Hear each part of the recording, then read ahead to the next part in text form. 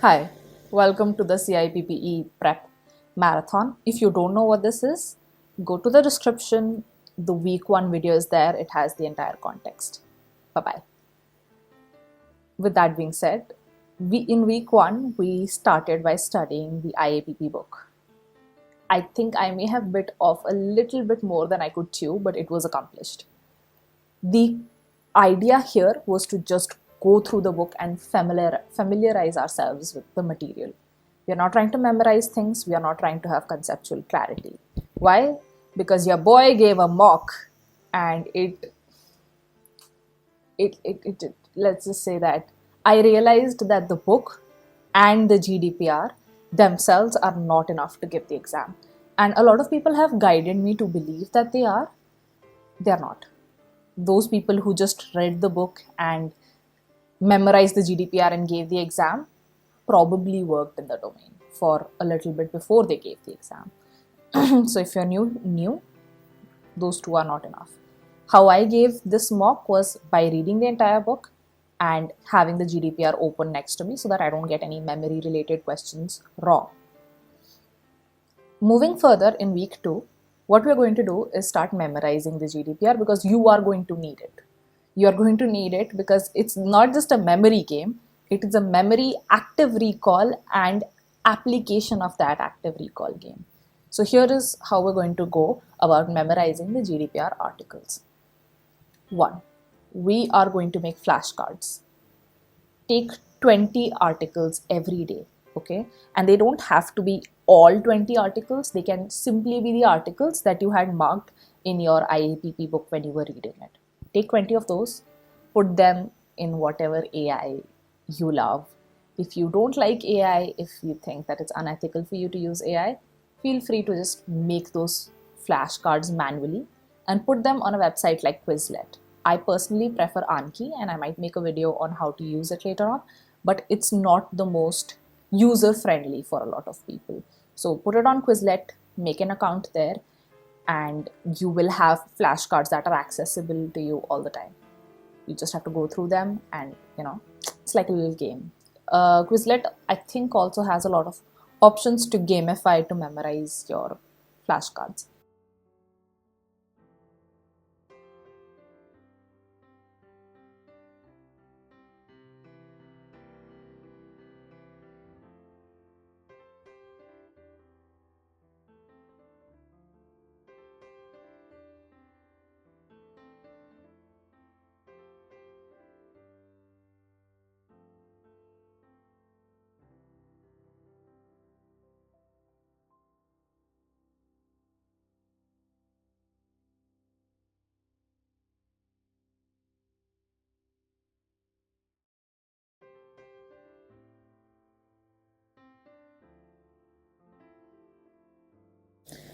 They have a lot of CIPPE material that have been uploaded by other students, but what I've found is that a lot of those flashcards are inaccurate.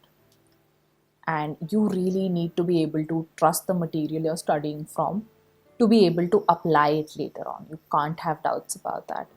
So every day we take 20 articles, we memorize it. How we're going to go about it is that I did 20 today. So tomorrow I'm going to revise those 20 I did before and do 20 new ones.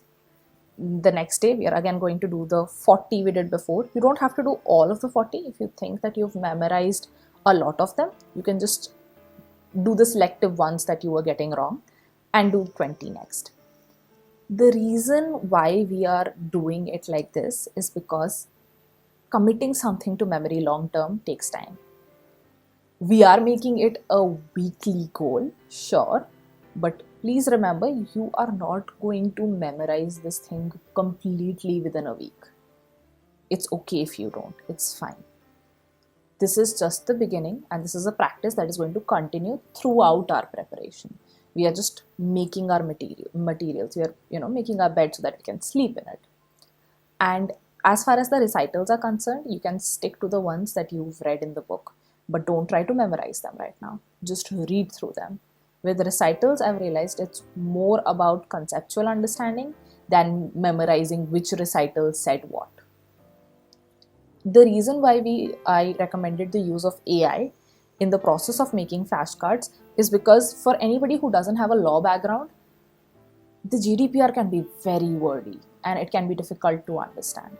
So the job of AI is to just make you memorize the keywords. So for example, if I say Article 22, you should know it is about automated processing. You may not know entirely what about automated processing and what are the exceptions, but you know this is about this. Now coming to the supplementary portion of this video, I have started increasing my water intake and I have started taking multivitamins. I am considering taking creatine because it is supposed to help with making your brain feel more awake. But that's something that I need a little more research on before I decide to do. I have been taking melatonin. You don't have to buy very expensive melatonin. You don't have to take the dosage I am taking, which I will not mention. You can start with 3 mg and only do it if you have disturbed sleep. I do it because it's sometimes it's difficult to go to sleep after I've been looking at a screen, for most of the night. So this is what I have been doing.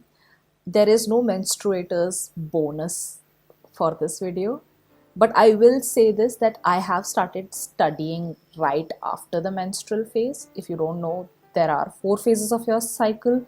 There is follicular, ovulatory, luteal and menstrual phase, and you can Google that. So I started during my follicular phase, which is why I'm a little more wakeful, I'm a little more awake, and I'm able to do the bigger tasks. So if this information helps you in any way, I'd be really happy. With this, thank you for being here, and I will see you next week.